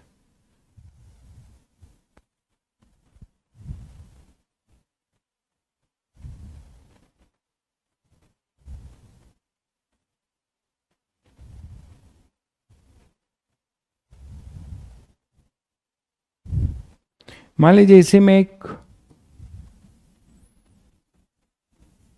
कॉन्सेप्ट और देखिए। कभी कभी हमें क्या मिलता है कि चार्ज करंट, हालांकि वो एक हाइपोथेटिकल करंट होता है, current due to moving charge. कभी कभी आपसे ये ज्यादातर मैग्नेटिज्म में आपसे पूछा जाएगा, इस पे क्वेश्चन आप खूब करेंगे। एक चार्ज मान लीजिए कोई सर्कुलर मोशन कर रहा है ऐसे, ठीक है। एक चार्ज जो है केवल इंडिपेंडेंट चार्ज है प्लस क्यू। मान लो वो मोशन कर रहा है, ऐसे घूम रहा है, ठीक है, सर्कुलर मोशन कर रहा है, ऐसे घूम रहा है, और आप यहां पे खड़े हो जस्ट इसके नीचे, ठीक है। तो अब आप मुझे बताओ कि यहां से जो आपका करंट है, चार्ज है, वो t इक्वल टू 0 पे यहां से पास होता हुआ तुम्हें दिखा, आपके सर के ऊपर ये ऐसे गोल गोल घूम रहा है जैसे मच्छर घूमता है, ठीक है। आपके सर के ऊपर कभी कभी मच्छर घूमता है ना। जब आप उसका फेवरेट कुछ तेल लगाए रहते हो तो कुछ ज्यादा ही घूमते हैं। तो ये कैसे घूम रहा है? ये आपके ऊपर ऐसे ऐसे घूम रहा है, ठीक है, इस तरीके से। तो आपके ऊपर जब इस तरीके से ये क्यू इस तरीके से घूम रहा है, तो आपने देखा कि ये क्यू जो है t इक्वल टू 0 से यहां से गया, और ये कांस्टेंट वेलोसिटी से घूम रहा है, ये कांस्टेंट वेलोसिटी से घूम रहा है, ठीक है। तो अब ये यहां से घूम रहा है, तो लौट कर कब आएगा यार? लौट कर कब आएगा? t equal to T time में फिर से आएगा यहीं पर, t equal to T time में फिर से ये आपको यहीं पर मिलेगा, घूमता हुआ जाएगा, ठीक है। तो जब t equal to T time में आपसे घूमता हुआ जाएगा, तो आपसे पूछा जाएगा कि यार आपके सर से चार्ज जो है, कितना चार्ज गुजरा टी टाइम में, आपके सर के ऊपर से कितना चार्ज गुजरा t equal to T time में, कैपिटल टी टाइम में। तो आप हाइपोथेटिकली क्या बोलोगे? अब देखो यार, करंट, मैंने क्यों बोला कि हाइपोथेटिकल कॉन्सेप्ट है। करंट के लिए तो आपको क्या चाहिए, एक क्लोज लूप चाहिए। हवा में कोई चार्ज घूम रहा है, हवा में कोई चार्ज घूम रहा है, तो बेसिकली अगर वो कंटिन्यूसली घूम रहा है तो आप एक थ्योरेटिकली आप तो बोलोगे ना कि t इक्वल टू 0 से sir t equal to capital T time में एक पूरा चार्ज फ्लो करके गया मेरे सामने से, तो इससे एसोसिएटेड जो करंट होगा हम ये बोल सकते हैं कि करंट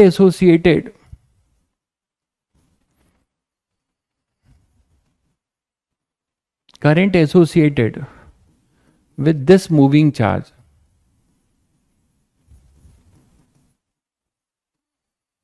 ये जेई मेंस वाले सब पूछ लेते हैं खूब। Current associated with this moving charge, जो आई, आप क्या बोलोगे, क्यू अपॉन कैपिटल टी बोल सकते हो कि नहीं, क्यू अपॉन कैपिटल टी।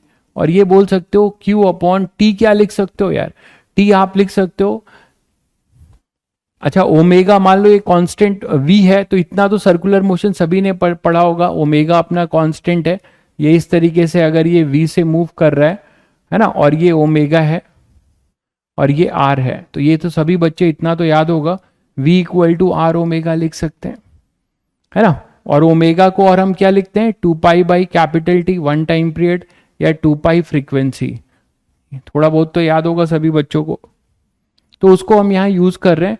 तो यहाँ पे q बाई क्या लिख सकते हैं, ओमेगा, और ओमेगा अपने पास कितना हो जाएगा, कैपिटल टी, और कैपिटल टी को हम लिख सकते हैं ये कैपिटल टी, और कैपिटल टी को यहां से हम ओमेगा के फॉर्म में अगर आप देना चाहो तो ऐसे लिख सकते हो, t is equal to 2 by omega, ठीक। तो t को मैंने लिख दिया 2 बाई ओमेगा, ऐसे लिख सकते हो। ओमेगा ऊपर ले जाओ तो q ओमेगा अपॉन 2 करंट को आप एक मूविंग चार्ज के वजह से करंट ऐसे देख सकते हो, ठीक है, या फिर आप v के टर्म्स में भी लिखना चाह रहे हो तो q upon 2 v equal to R omega, तो ओमेगा को आप लिख सकते हो v बाई आर, तो v के फॉर्म में भी आप लिख सकते हो, ठीक है। I is equal to Q V upon 2 ऐसे लिखिए, या फिर I is equal to Q omega upon 2 आप ऐसे लिखिए। हाँ बिल्कुल, यहाँ पे लोअर और हायर पोटेंशियल की कोई जरूरत नहीं है, यहाँ पोटेंशियल डिफरेंस क्रिएट करके ड्रिफ्टिंग थोड़ी हो रही है, ड्रिफ्टिंग के लिए तो मटेरियल मीडियम चाहिए ना, ये तो इंडिपेंडेंट कोई चार्ज हवा में घूम रहा है, तो हम थ्योरेटिकली ये बोल रहे हैं कि भाई मेरे सर के सामने से 0 पे गया वो, और फिर मेरे सामने से फिर वो टी पे गुजरा, तो मेरे टी इंटरवल में कितना चार्ज मेरे सामने से गया, क्यू, तो उसके वजह से एक थ्योरेटिकली जो हम बोल सकते हैं कि जो करंट असाइन होगा वो करंट अपने पास ये आ जाएगा।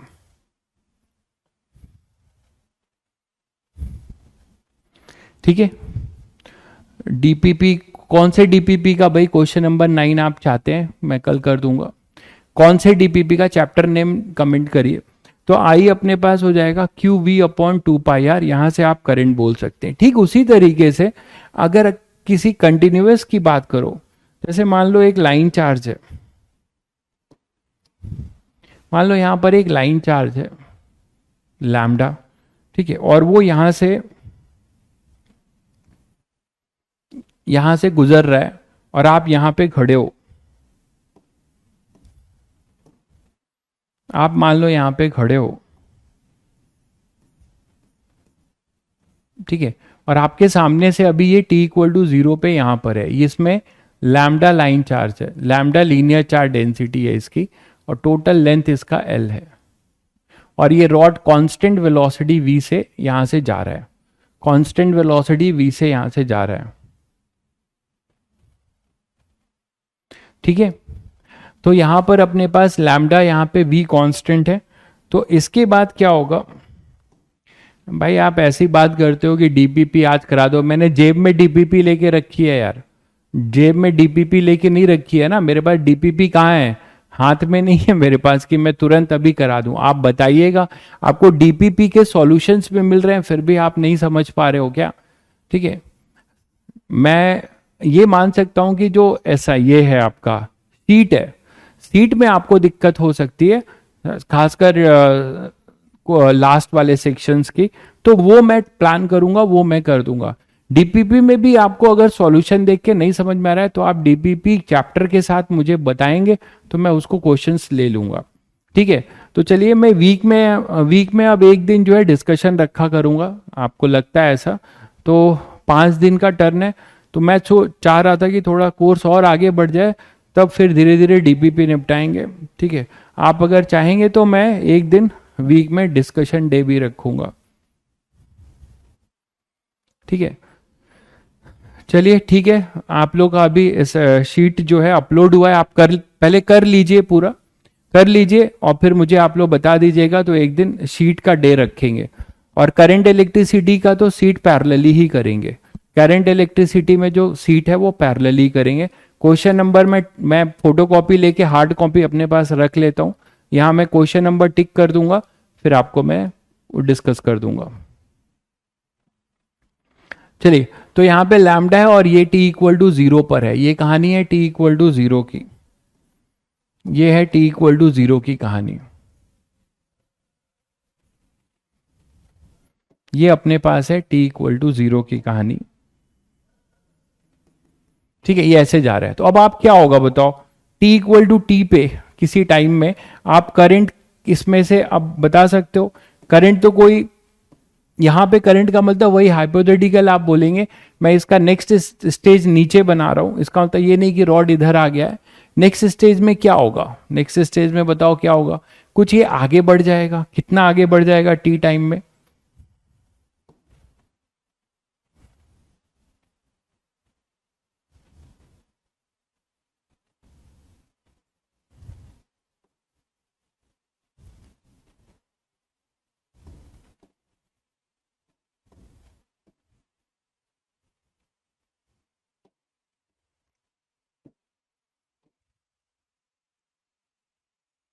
ये कुछ ऐसे आगे बढ़ जाएगा, देखो समझाने के लिए नीचे बना रहा हूं, वो वहीं से चलता रहेगा। ठीक है, तो टी टाइम में वो कुछ आगे बढ़ जाएगा, और ये अपना होगा T equal to T time. ये होगा अपना T equal to T time. देखो, तो T equal to T time में कितना चार्ज आपके नजरों से पास हुआ, इतना लेंथ का चार्ज आपके नजरों से पास हुआ। ठीक है, तो ये अपने पास क्या हो जाएगा, ये कांस्टेंट है, ये v। अगर v कांस्टेंट है तो कितना, t equal to T time में, ध्यान से देखो, t equal to T time में vt डिस्टेंस ये हो जाएगा। मानते हो कि नहीं, ये चार्ज इधर भी है। तो t इक्वल टू जीरो से, ये t इक्वल टू जीरो और ये इक्वल टू टी, तो इसमें कितना चार्ज आपका आपके सामने से पास हुआ, vt। सॉरी, चार्ज नहीं, ये तो vt लेंथ है अभी, सॉरी, vt तो लेंथ हो गया। अरे कांस्टेंट वेलोसिटी से मूव कर रहा है ना यार, तो ये एंड यहां से यहां आ गया, तो कितना डिस्टेंस ट्रेवल किया, vt। ठीक, तो चार्ज कितना पास हुआ at t equal to,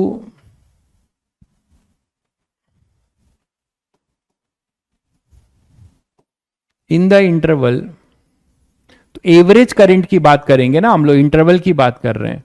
in the interval t equal to zero to T equal to T, है ना, चार्ज फ्लो, ये ऑब्जर्वर कितना चार्ज देखेगा, कितना चार्ज इसके नजरों से पास होगा, बताओ। लैम्डा वीटी, ये तो समझ पा रहे हो सभी बच्चे, लैम्डा वीटी का टोटल चार्ज होगा। तो ये टोटल चार्ज क्यू जो होगा वो हो जाएगा लैम्डा वीटी।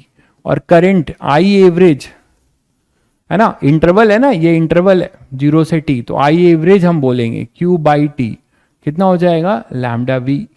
तो लैम्डा वी करंट, कभी भी ऐसा क्वेश्चन भी आपसे पूछा जाए तो घबरा मत जाना कि सर यहाँ करंट का क्या मतलब है। तो ये हाइपोथेटिकल आपसे बोला जा रहा है कि फ्लो ऑफ चार्ज है, इसके वजह से ये है।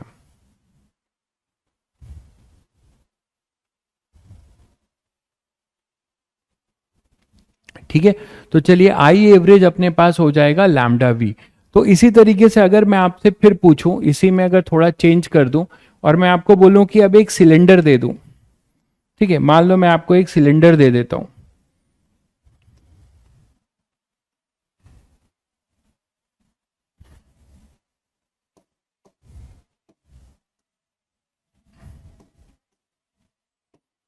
मान लो मैं आपको एक सिलेंडर दे दूं,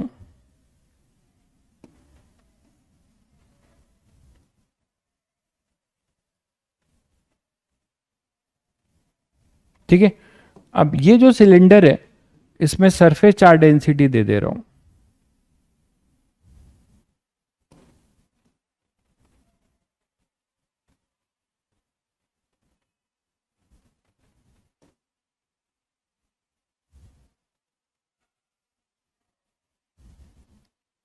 ठीक है, ये सिलेंडर है अपना। अब इसमें मान लो सरफेस चार्ज डेंसिटी है, ये ऐसे जा रहा है, ये इसका यहां पे है अभी t इक्वल टू 0 पे, इसका एंड यहां पर है, ये t इक्वल टू 0 है मान लो, और ये सिलेंडर है, हॉलो सिलेंडर है।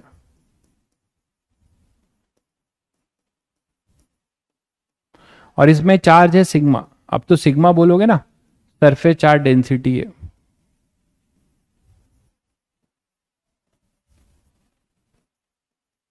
तो इसमें सरफेस चार्ज डेंसिटी सिग्मा है, और ये दिया जा रहा है कि जो इसका रेडियस है, ध्यान दीजिएगा, ये इसका लेंथ है, तो लेंथ के कंपैरिजन में इसका जो रेडियस है वो बहुत छोटा है। लेंथ के कंपैरिजन में इसका रेडियस बहुत छोटा है। लेंथ के कंपैरिजन में इसका रेडियस बहुत छोटा है, इस बात को समझिएगा।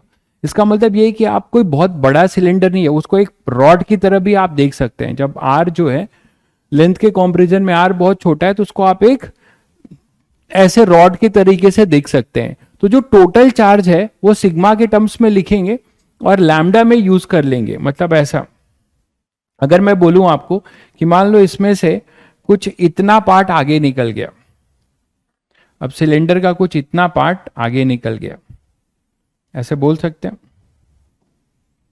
t equal to T time में, t equal to T time में।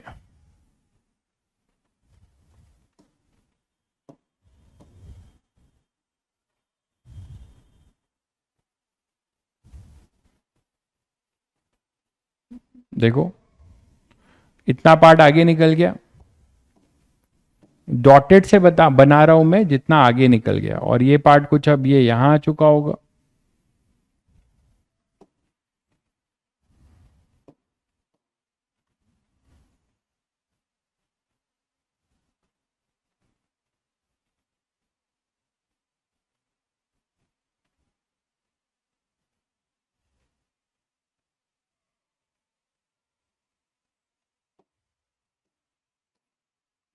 ये वाला पार्ट मैं कह रहा हूं। अब सिलेंडर मान लो यहां आ गया, ये है अपना t इक्वल टू 0 पे सिचुएशन, और ये है अपना t इक्वल टू टी पे। तो कितना चार्ज आगे मूव कर गया भाई, ये अपने पास कितना हो जाएगा, कांस्टेंट वेलोसिटी से मूव कर रहा है, कांस्टेंट v से मूव कर रहा है। तो यहां पे आप क्या बोलोगे, यही तो बोलोगे कि vt डिस्टेंस आगे बढ़ गया। अब यही बोलोगे ना कि यहां से vt डिस्टेंस, ये तो वही रहेगा, vt डिस्टेंस आगे बढ़ गया। तो इसमें जो टोटल चार्ज है, ये जो चार्ज जो मूव हुआ, ये जो q चार्ज मूव हुआ, इसको आप क्या लिखोगे, इस q चार्ज को q इक्वल टू आप क्या लिखोगे, जैसे यहां पे आपने लैम्डा वीटी लिखा था, यहां पे लैम्डा वीटी लिखा था, तो लैम्डा के जगह पे आप क्या लिख सकते हो, लैम्डा के जगह पे यहां पे क्या लिख सकते हो, लैम्डा इज बेसिकली क्या होगा, वो आप q से देख लो, पहले q लिख लो, q क्या होगा, टोटल चार्ज इसमें कितना है, सिग्मा अगर सरफेस चार्ज डेंसिटी है तो 2 पाई आर एल। देखिएगा सिग्मा जो होगा वो sigma into 2 pi R L, देखिएगा ध्यान से, sigma into 2 pi R L ये होगा, ठीक है, sigma into 2 pi R L ये आ जाएगा। तो अगर Q बाई एल की बात करें, यही तो लैम्डा होगा, लैम्डा के लैम्डा से अगर कंपेयर कर रहे हो, यहाँ पे ये लैम्डा इंटू वीटी बोलते हो ना, तो लैम्डा यहाँ पे निकाल सकते हो, Q बाई एल होगा, वो कितना होगा 2 pi sigma into R, 2 pi sigma into R ये बोल सकते हो। तो यहां से आई एवरेज डायरेक्ट लिख सकते हो, आई एवरेज कितना हो जाएगा अपने पास, Q by T, that is Q by T, मतलब लैम्डा भी, तो लैम्डा तो आप निकाल ही चुके हो, तो लैम्डा इंटू वी, और लैम्डा आप यहां से निकाल चुके हो 2 पाई आर सिग्मा वी, ऐसे बोल सकते हो कि आई एवरेज अपना जो होगा 2 पाई आर सिग्मा वी। बताइएगा, है ना, यहां पे जो मैंने बताया था आपको कि ये टोटल चार्ज कितना आगे बढ़ा, तो टोटल चार्ज इसमें कितना आगे बढ़ा, ये तो टोटल चार्ज है। अच्छा यहाँ पे एक प्रॉब्लम है कि ये टोटल चार्ज था, यहाँ पे एक मिस हुआ है, रुकिएगा। अभी तो हमने टोटल चार्ज ये निकाला है, तो लैम्डा इंटू वी ये कितना, ये तो टोटल चार्ज है, दिस इज टोटल चार्ज, ये टोटल चार्ज है भाई।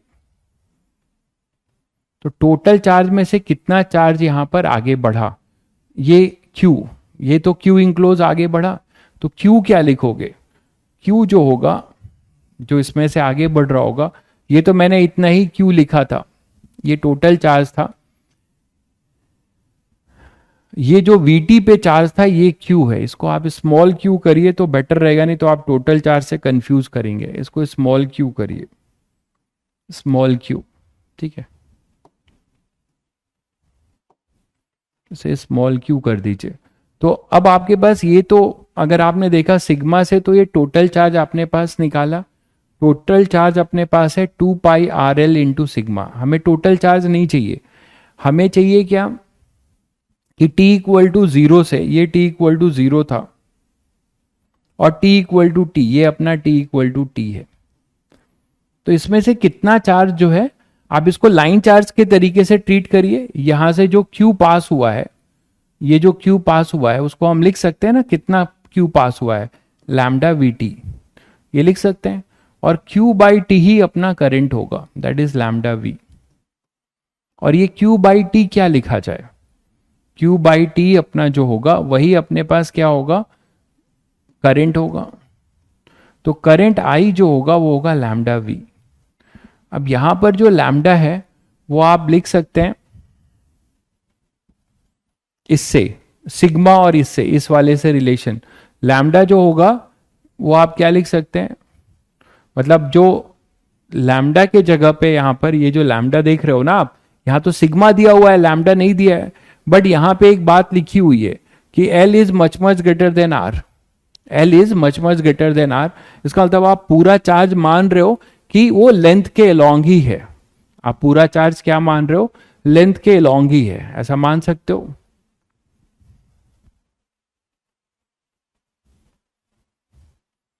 ठीक है, तो पूरा चार्ज आप लेंथ के लॉन्ग मान सकते हो। तो क्या आ जाएगा, अगर आप लेंथ के लॉन्ग मान रहे हो तो लैम्डा को सिग्मा के टर्म्स में बस लिख देना होगा, और लैम्डा को सिग्मा के टर्म्स में आप लिखना चाहेंगे तो Q बाई एल यहां पे लिख लीजिए। Q बाई एल जो आएगा, लैम्डा अगर आप लिखना चाहें तो एक तरीके से Q बाई एल ही तो होगा, और वो कितना आ जाएगा सिग्मा के टर्म्स में, 2 pi sigma into 2 pi R, sigma into 2 pi R. तो आप इसको लिख सकते हैं वही, sigma into 2 pi R lambda को, और into V, sigma into 2 pi R, आपने लैम्डा को सिग्मा के टर्म्स में लिख दिया इंटू वी, तो ये टोटल करंट अपने पास आ जाएगा। क्लियर है, चलिए फिर कल तो आप लोगों का शायद ऑफ रहेगा, ठीक है, कल एक ओरिएंटेशन सेशन है नेक्स्ट बैच का, तो कल ऑफ रहेगा, तो अगले नेक्स्ट डे से फिर सर्किट शुरू करते हैं। ठीक है, थोड़ा सा KVL KCL जो थोड़ा सा बताया था उसको देख कर आइएगा। कैपेसिटर वाला नोडल एनालिसिस भी एज इट इज यहाँ पे शुरू होगा फिर से, तो नोडल एनालिसिस और वो थोड़ा सा रिवाइज करके आइएगा। ठीक है, चलिए फिर मिलते हैं।